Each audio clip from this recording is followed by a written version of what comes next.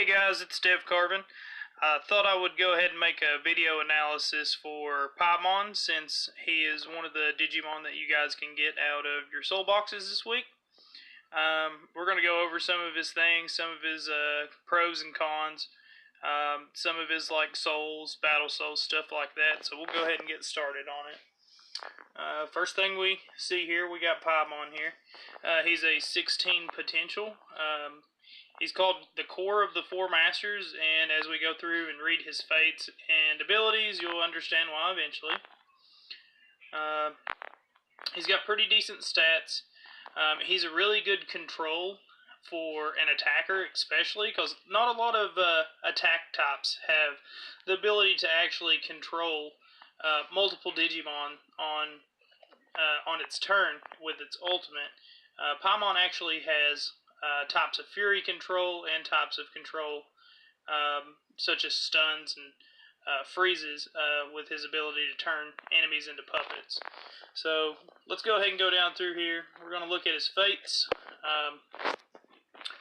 Four Dark Master fates. It's kind of a little bit pricey on the 15 potentials that you need for them. They're more of the high-end 15 potentials, but this is honestly going to be the easiest one to unlock because it consists completely of 15 potentials and him. So as long as you got him, you're going to be able to farm shards for the other Digimon that you're going to want for him. Ultimate Boss, it's a second fate, a little bit rougher to get, meaning that Terrorimon isn't actually farmable. He will be farmable in the future through the cross-server Mind Wars shop. They will eventually add him there. We have got a little bit of future content on that from a couple YouTube videos, so it's definitely going to be added. Digimon, he is also a little bit harder to get. He has been in red draw in the past for this server. On that note, he is also currently farmable in the cross-server Mind Wars, so you can actually farm shards and get him for this. But Terrorimon, if you don't get him this weekend, you will have a little bit harder of a time obtaining that one for his fate. We have the Powerless King.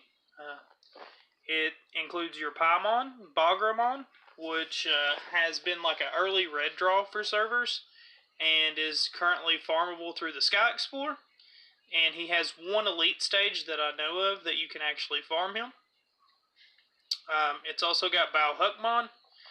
Now, Balhuckmon has only been in bid so far, but if everything is going according to the order that it's been released in bid, he will be the next red draw, so you will have your chance to obtain him there. He's a really strong Digimon. I would suggest getting him. There is a star analysis for each of these Digimon, and they are the Piedmon and Huckmon are the only two Digimon that has scored 5 stars in all the categories they tried them in. We got his Weapon Awake, Trump Sword. That is a rechargeable. I think it's like $400, but you can recharge this weekend to get Trump Swords. These will be available in the future. They've been in multiple events since his bid, so if you don't get it, don't worry about it. You can possibly get it in the future by other means. One of the biggest notes that I've seen on Piedmon from everybody that I've read their content of is that the boost from his awakened weapon isn't a significant boost. It is not a game changer. It adds 4% to his control rate and 4% to his fury still, from what I remember correctly. Now, that being said, that is not a huge amount. It is not a game changer. Don't worry about it. You're going to be using a light Digivice and a Blast Expert ring. Not really much to say on these. You get a ring and a Digivice per Digimon, and they're just as rare as any other ones, so you can actually obtain those through Equip Chest, however you want to do it. So now let's go ahead and get on to his skills. We're going to start here with Clown Trick. Piedmon steps forward, and he kicks the enemy, deals a certain percentage of damage to the target, and deals extra burning damage, so he's going to give a scorch effect. It lasts for 2 rounds, and upon hitting them, he's actually going to absorb 200 Fury. Now, this is different than Fury reduction. It works the same in the means of actually reducing the enemy Digimon's Fury, but it also recovers some of Piedmon's Fury too, because the key word on it is absorbing. So he's going to take Fury from them and give back to himself, which is really awesome. It's kind of just an upgraded Fury reduction, so he can get back to his ultimate quicker. The next one, we got Masked Square. He summons the Dark Breath to transform into a variety of forms, attack the enemy, dealing a certain damage to the enemies in a vertical row, absorbing the target's damage immune rate by 12%, and 12% of that Digimon's damage rate. It has a 15% chance to turn the target into a puppet for 1 round. When 3 or fewer species of Spirit Digimon, Fire, Lure, Light, and Darkness are in battle by the enemy, it gets an extra 25% chance for puppet transformation. Once exclusive weapons unlocked, it increases the skill damage and absorption effect. Okay, so let's go over this one thing real quick that got lost in translation when the game came over. Fire is flame. Lure is courage. Light and dark are correct, but two of the names of the battle souls got confused somewhere in the translation of the game. But you're looking at flame battle soul, courage battle soul, light battle soul, and dark battle soul. The 4 primary battle souls that you can have. That is what those are, if anybody is confused on it. Because I know looking at the words, it's like, what is lure? I don't understand. I can get fire from flame, but I don't know how you get lure from courage. He has super attack. This is the best attack buff. Anything with super on it is considered the best in that category. So he actually gets a lot of attack boost. We got Chaos Mode here. Increases lifesteal rate by 16.2% when he's in battle. If there are a Spirit Digimon of Fire, Lure, Light, and Darkness, so Flame, Courage, Light, and Darkness in battle, then increases extra damage immune rate by 32.4% for all allies on the first round. If there are other Dark Masters on the team, it increases an extra 5% to his control rate for 1 round, increases an extra 10% to Dark Tyrannomon's crit rate for 1 round, increases Seedramon's initial fury, and 15% anti-block rate for Woodmon on the first round. Now, the big key to this is that you want to run, like everybody calls it, the 4 souls. You want to be sure your team has Courage, Flame, Dark, and Light battle souls on it. Because the 32.4% is a huge amount of damage immune rate on the first turn. Now you're probably thinking, oh well, I want my team to be slower so I can actually make use of it. No, this is going to include an entire round. So your turn and the enemy's turn, so it doesn't matter who goes first. You're going to have that damage immunity, and it is a huge boon to have. That's when a lot of Courage battle souls are going to be firing off first turn. It's going to be before other Digimon get to attack, so they're not going to actually have another way to set up their skills. It's just all around a great protection shield, and it protects every one of your Digimon. On that note, I'm going to back out of here real quick and just go ahead and show you guys this list that's posted on the guild page.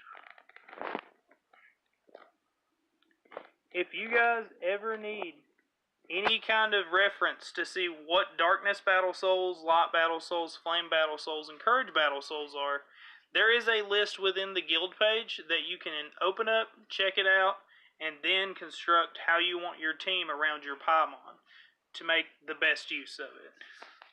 So just check that out on the guild page if you need any help with determining what battle soul is what. Alright, back to Piedmon here. We got amp damage, damage reduction. They're all the same for every Digimon. So we're going to go ahead and move on down to souls here. Piedmon has a Courage Battle Soul. He actually has the best ranking Courage Battle Soul. So where it's not a hybrid Battle Soul like some of these more fancy 16 potential Digimon have something that has a little bit of extra to it. His is pretty basic, but the fact of it is, level 4 in Challenger and Arena, you will have your ult on first turn. You don't have to pump a lot of souls into it. As far as I can tell with Courage Battle Soul, it increases your initial fury, so after you get those two, you're not really worrying about pumping any more into it, because in trials, in your battle adventures, and anything like that, you're not going to start off with it on the first turn, and you can't gain fury to where you're like, oh, I'm going to have fury past the initial fury rate I need to fire off my ult the first turn. So don't worry about it. Just get it to level 4, and then just move on to start leveling up your other battle souls to make them even more useful. Because it's not going to increase any kind of regeneration on your fury. You just want to make sure it's there to hit that first turn. Metal Battle Soul, I always try and let people know that you have to ask yourself 2 questions when you're putting any kind of soul into this. It's a common soul that's on every Digimon. In Arena, it'll increase HP by 5%. The questions you have to ask yourself is, 1, how long is this Digimon going to be on my main team? What's its longevity? And 2, if it's not on my team, will it ever be on my team? And if it is on my team, you have to go back to asking yourself the first question again. So, try not put Metal Battle Soul into anything you don't think you're going to be using for a long time, because it will just chalk up to wasted resources if you do. Piedmon, on the other hand, is a very, very strong Digimon. He is main team material. He has a longevity to him. He can always be used very well in team fights and in single elimination matches like Challenger, or lesser things like Guild Battle where it's 3-on-3. He will always be one of your prime players. So you will want this on him. He should always probably be on your main team.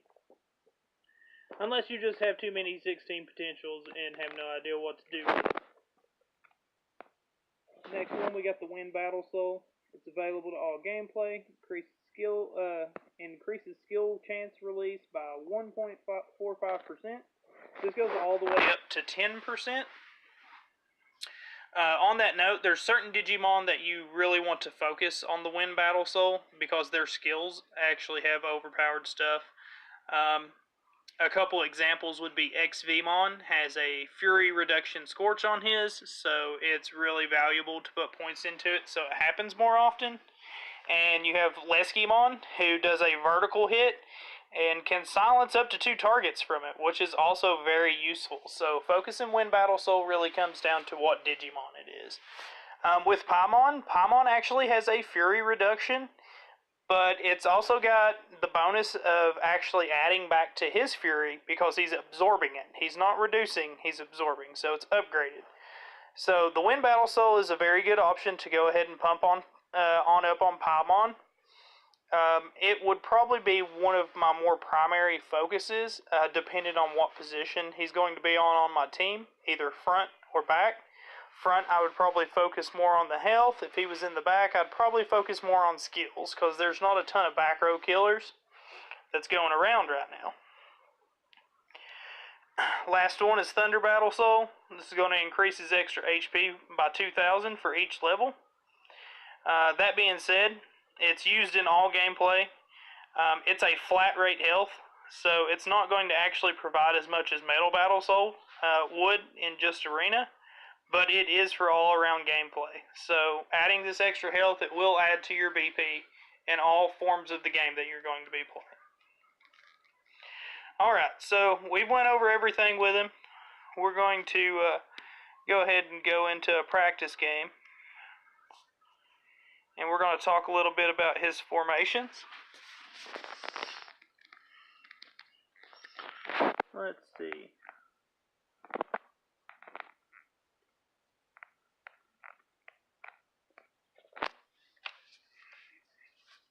So, Piedmon, one of the biggest boons to him, just going over the pros and the cons of everything. One of his biggest boons is he is a all-around great Digimon. You can play him front row, you can play him back row, you can play him anywhere on your team, any position. I would suggest, him being further in the back because he is a pretty prime damage dealer. And you want him to kind of hang around because he has a lot of useful effects. But if by any means you need to, he can double as a front rower.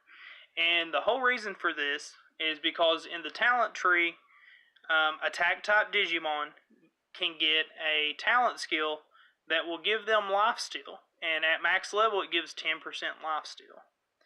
Now, with his ability, his fourth ability, he actually has his own built-in lifesteal. So Piedmon can actually have up to 30% lifesteal. So even if he's an attack type, which isn't known for being super durable, he does have a passive that makes him gain damage immunity on the first turn. He does have an ultimate that absorbs damage immunity from the opponent and gives it to him. And he also has a very large amount of lifesteal. So he can definitely front row. He can definitely tank some hits. So if by any means you can't figure out who you want moved in the back, and you can't find out where you want to place Piedmon back there, try him out in the front row. He may work out well for you. He does have a control package, so he kind of does everything you would want out of a front row Digimon. On that note, it kind of gets us to one of our cons on him. A lot of people talk about how Piedmon actually has less damage than a lot of the other 16 potential attack type Digimon. The whole reason for that being is there is a lot of attack types that are very damage oriented. They have one role: to smash another Digimon's face in. Piedmon, he has the ability to do that, but at a lesser rate of damage usually. Now, on that note, he does have things that they don't have. He is more of a toolbox Digimon. He's got your extra lifesteal. He's got your fury control. He's got your control rate. He's got all of these tools that he can use at his disposal. So don't throw this Digimon away because you're like, oh, well, he doesn't do as much damage as this other 16 potential attack type I have. He's there to cause all kinds of havoc on your enemy's team and just all around have any kind of weapon that he needs for any certain situation the fight goes. Another one of his cons that we're going to talk about is he actually makes you build your team very specific. You have to have a flame battle soul, you have to have a courage battle soul, you have to have a light battle soul, and you have to have a dark battle soul to use him to full potential on your main team. Honestly, I would always try and meet those requirements because the damage immunity rate on first turn of that big of an amount, like 32% is what we were looking at. And that actually goes up from there, from as far as I understand. I've just not put levels into it yet, and he's not on par with the rest of my Digimon.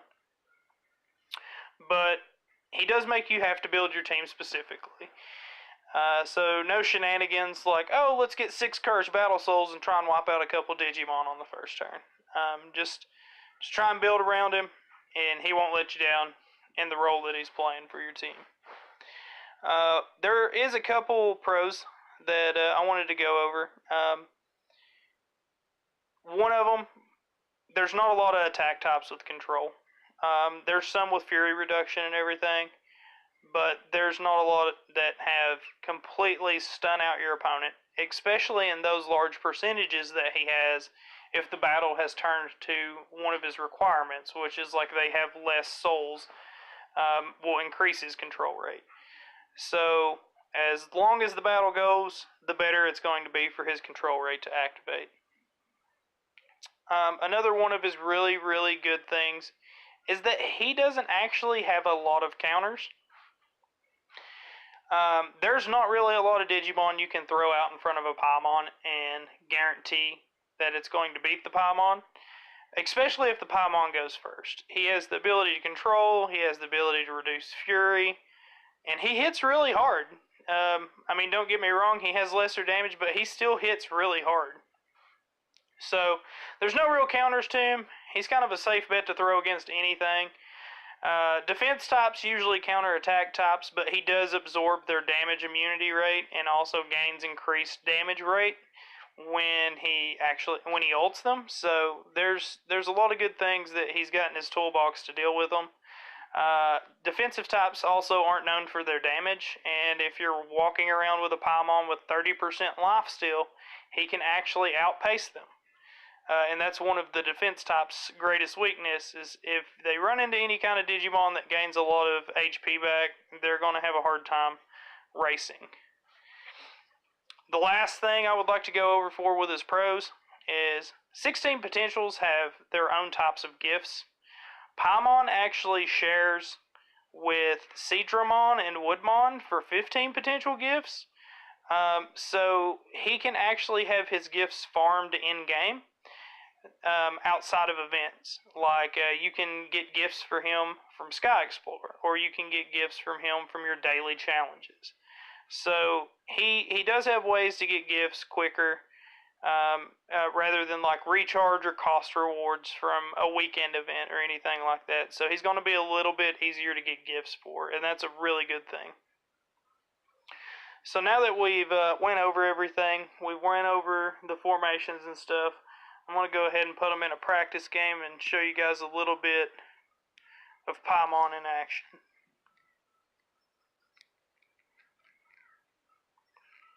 Sure, let's hit this guy.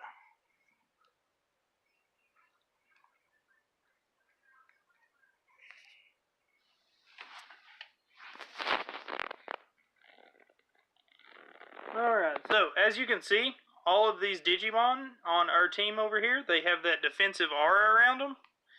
That's actually going to protect them from damage on the first turn, and notice after our team goes and his team goes, that it will remain around these Digimon. Another note to take on this, Piedmon, as you've seen, I had his Courage Battle Soul at only level 4, and his ult still fired off on the first turn. So we already got some really cool stuff going from here. And just look at these damage numbers that's coming up from the enemy team. I know I'm quite a bit BP ahead of them and everything, but those damage numbers are pathetic in comparison to what they would be without Piedmon on my team. Alright, well, that battle was done quick. You guys got a little bit of a skin preview. Got to see a little bit of Piedmon in action. Got to see what the 4 souls do for damage rate on the first turn and how it lasts through the entire first round, not just whoever goes first and then it's done. So, by all means, Piedmon's a really great Digimon. He deserves the 5-star stats that sites have gave him for his abilities. And he's a really great Digimon, and I hope you guys enjoy your Piedmon and take it home and kick some ass with it. Thanks, guys. Bye.